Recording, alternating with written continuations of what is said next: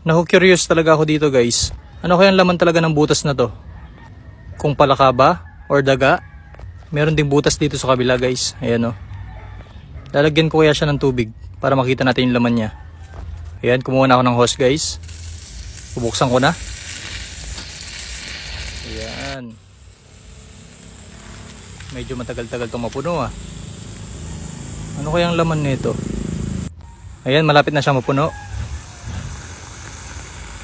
Sana lumabas ka na. Ano kaya ang laman nito? Ayan na, napupuno na guys. Yes. Ang tagal.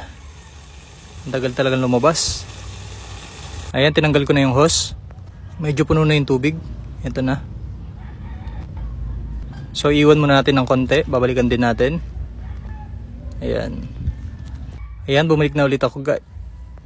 Hala,